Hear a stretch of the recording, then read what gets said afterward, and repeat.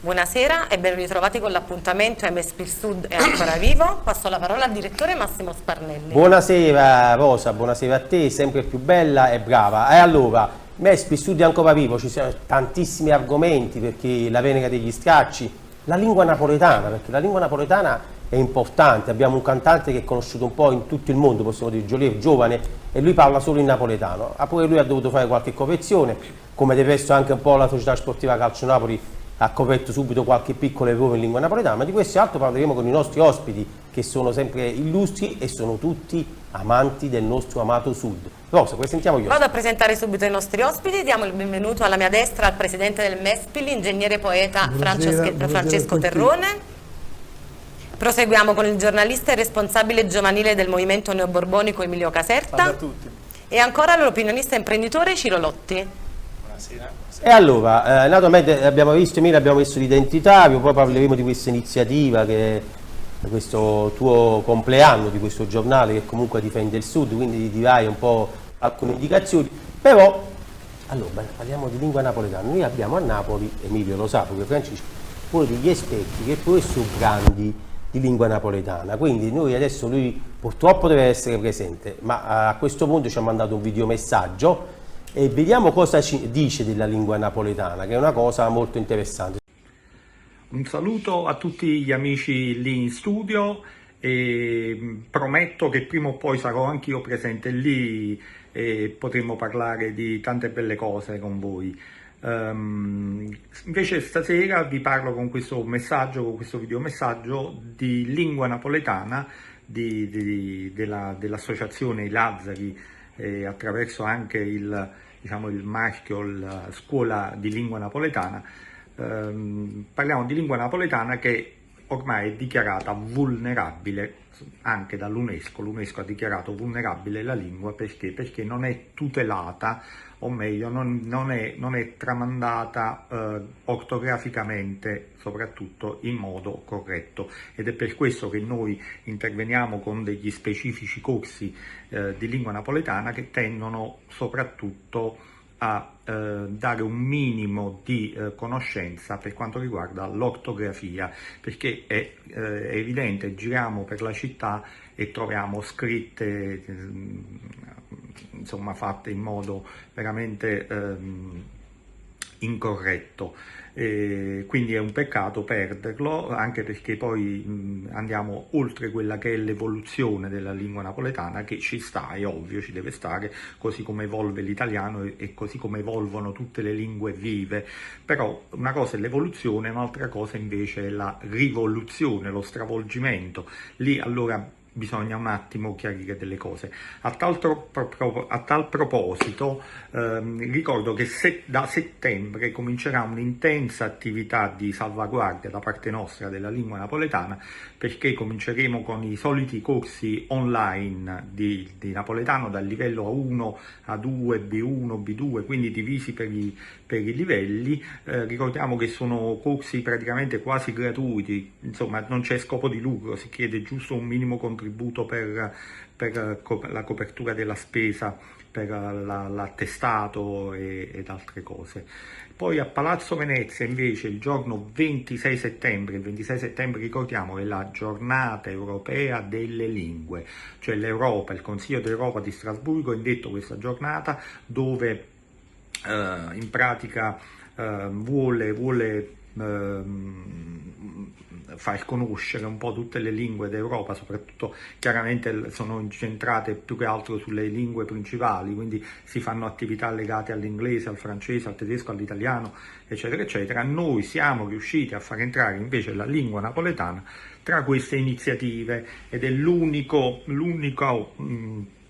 sono gli unici corsi, le uniche attività riconosciute dal Consiglio d'Europa di Strasburgo, che ci rilascia anche il patrocinio e un attestato che poi noi rilasciamo ai partecipanti ai corsi.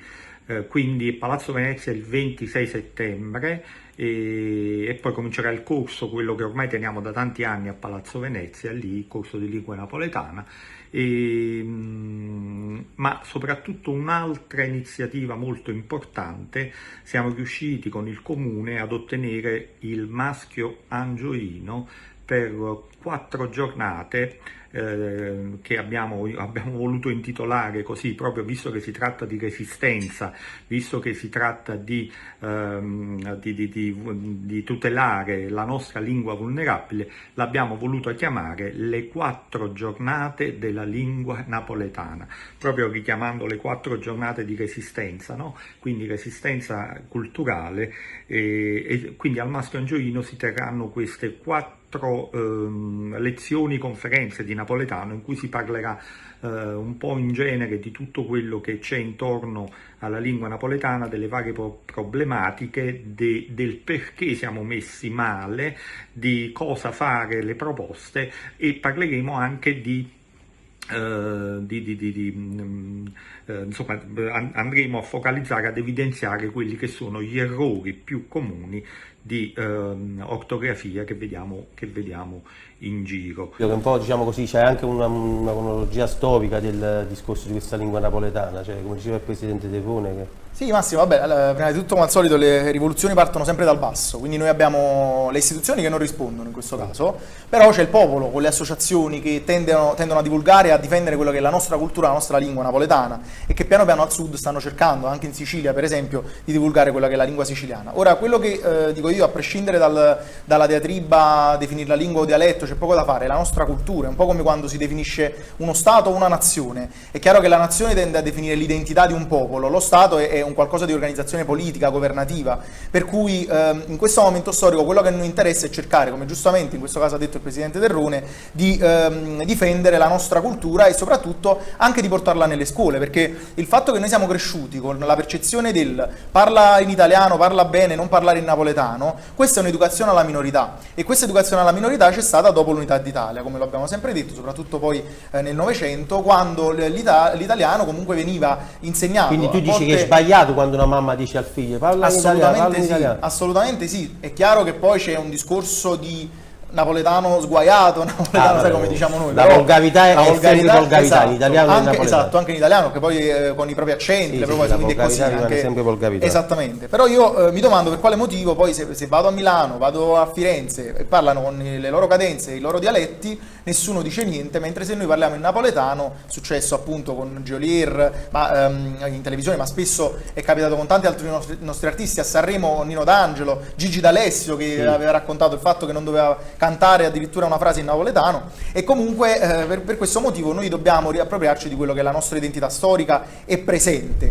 È chiaro che, come ha detto anche il professore Davide Brandi, che saluto perché lo seguiamo sempre in tutte le sue iniziative culturali, che la nostra lingua comunque subisce dei mutamenti, però non tutti i mutamenti sono corretti, perché poi in questo caso, un po' come il periodo storico che stiamo vivendo, sembra che tutto vada bene e tutto sia politicamente corretto, e in questo caso anche la nostra lingua deve accettare per forza delle parole stroppiate, che in realtà non riusciamo neanche a leggere queste parole come stanno facendo oggi.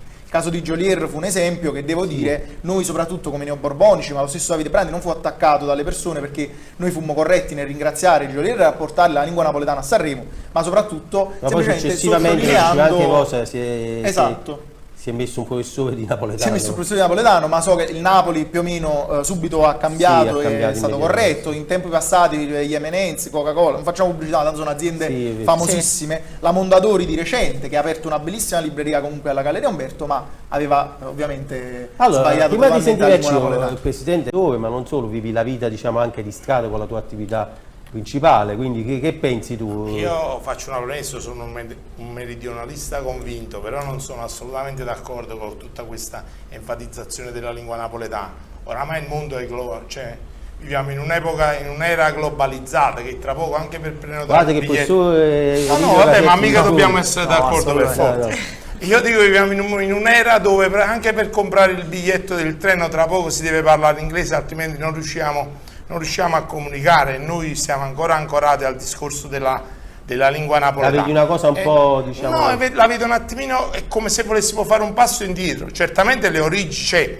la tradizione per noi è fondamentale, infatti l'unicità della nostra città cioè tutto quel movimento turistico che abbiamo è proprio perché siamo probabilmente una delle pochissime città che ha mantenuto le proprie radici e la propria tradizione, le proprie caratteristiche, le proprie peculiarità, cose che invece nel resto d'Italia è andato praticamente scomparendo. Non esistono più le sagre paesane nelle altre zone, non esistono più la tradizione, l'uscita, la processione del santo patrono. Queste sono delle belle cose che appartengono al nostro popolo. Espresso, sentiamo Emilio che dice a questa provocazione di Civolozzi. No, non è una provocazione, perché poi mi è parso di aver capito che la pensiamo su tante cose allo stesso modo. Il fatto è che, lo ha detto poco fa, la difesa delle sagre, l'identità, è bello mantenerle, è bello difenderle, ma soprattutto perché, scusatemi, Geolier è uno dei cantanti più ascoltati al mondo in questo momento e canta in lingua napoletana.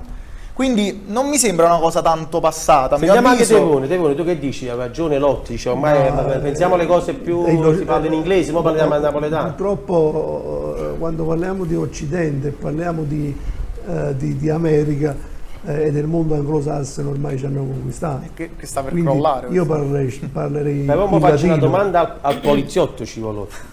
Lo sai perché Gio Petrosino fu messo come commissario in America?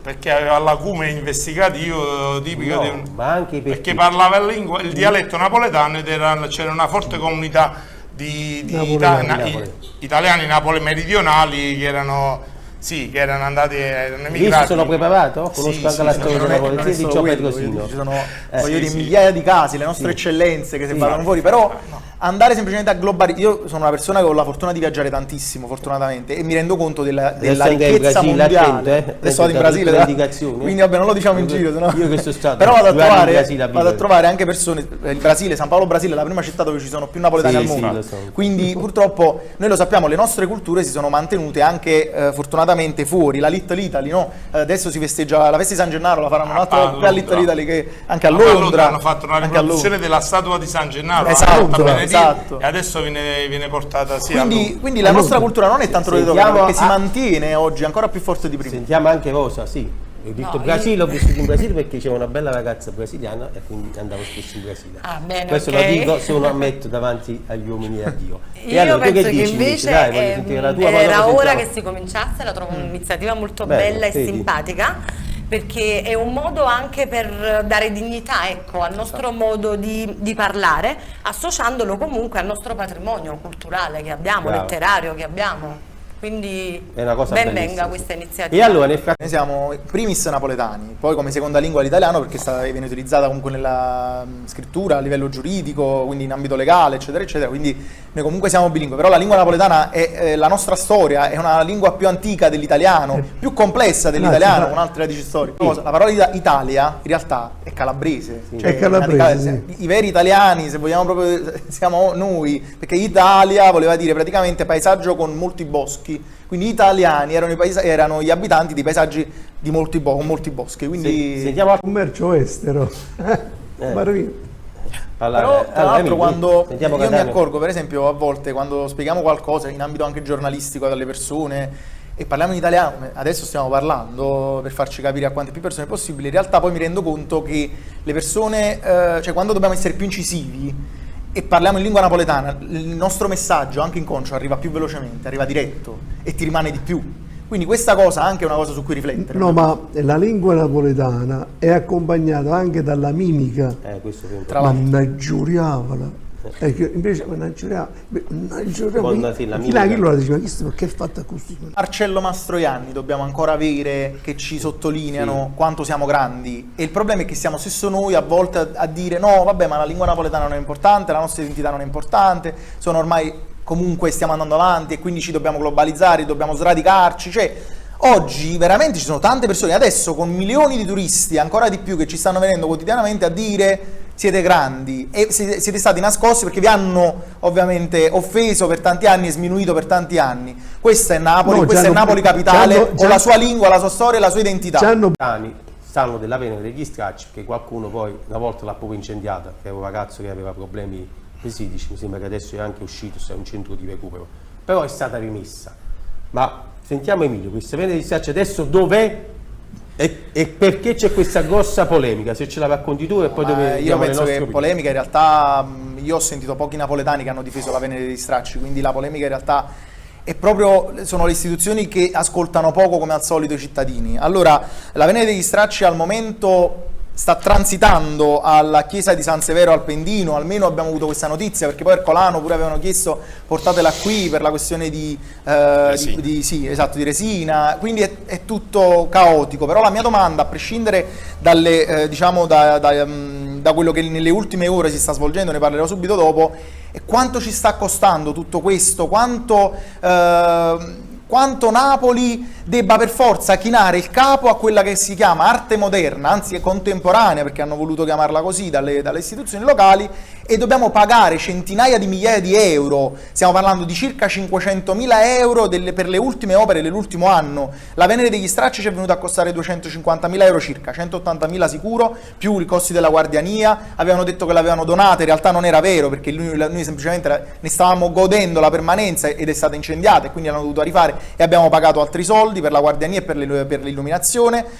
Poi adesso quest'altra, il brand Napoli, che non sappiamo quanto ci è venuto a costare, che poi si è squagliato sotto sempre a Piazza Municipio, quella sul lungomare, Io contengo moltitudini, altri 200.000 euro per un'altra opera contemporanea che non si sa, diciamo, di che cosa si tratta. E adesso la camicia di Pulcinella, no? Quella che si chiama Tu sei una cosa grande. Quasi sempre tutti scultori e artisti del nord. Poi mi dovete sempre spiegare perché il comune di Napoli deve sempre pagare ovviamente a chi sta fuori. Prima era il piemontese, perché la Venere degli Stracci è venuta da Biella e io lì la riporterei tranquillamente. Magari mi riprenderei i telai che si sono presi dalla Sicilia, ma quello è un altro discorso, nel 1861. Adesso viene dalla Liguria. Semplicemente questa camicia di Pulcinella che non rappresenta Pulcinella, che non si capisce cos'è. Noi non abbiamo bisogno di tutte queste opere, noi abbiamo bisogno che con quei 500.000 euro possiamo cominciare a pensare alle strade che stanno totalmente crollando, purtroppo al crollo delle vele di Scampia, dove per esempio il comune di Napoli Bernini, che non adesso ma non solo, ieri è crollato un pezzo di balcone a Spaccanapoli, un altro pezzo a Piazza del Gesù. Cioè tutti questi, il crollo delle vele di Scampia. Bella idea tu, perché abbiamo qui il massimo esperto italiano, uno dei massimi esperti della sicurezza dei luoghi di lavoro, ma i comuni non devono avere una sicurezza, esperti Massimo, che dicono guarda, se parliamo di verde pubblico allora è il comune. Se parliamo del balcone invece è la proprietà, è l'incuria dei però condomini. Nel centro storico UNESCO penso che la cosa debba essere più monitorata. No, deve essere comunque un proprietario e chi è un proprietario. Io praticamente, ritornando alla Venere degli Stracci, mi mette tanta di quella tristezza. Poi messi in una piazza vuota di verde, quell'altro disgraziato che l'ha progettata e l'ha realizzata, mi sembrava la spianata delle moschee in estate, una pista di atterraggio. Io dicevo, se questo progettista dove sta? Nola, probabilmente andrà a Nola. Cibo, tu diciamo da utente, da napoletano, quando vedevi questa Venere degli Stracci, voglio sentire pure cose. A me mi veniva freddo per quello. Veramente inorridisco, abbiamo tante bellezze, tante opere di tanti illustri scultori e pittori a Napoli che ci invidiano in tutto il mondo, sinceramente non ne avevamo proprio bisogno. E invece questo Pulcinello quando arriverà? Sono 12 metri a ottobre per arrivare. E da dove viene? Non abbiamo ancora capito i costi. Ma... Da dove viene? dove viene? Dalla Liguria. Questo qua tra l'altro è un artista compianto pochi mesi fa dalla Liguria praticamente. Quindi noi, voglio dire, ma non abbiamo artisti. A proposito, un'altra notizia, il trono del re Borbone alla Reggia sarà portato a Torino per essere restaurato. Cioè, ma io non lo so, i servizi, adesso il Comune di Napoli sta chiudendo dei servizi con un'azienda di Milano, anziché farla fare a un'azienda di Napoli.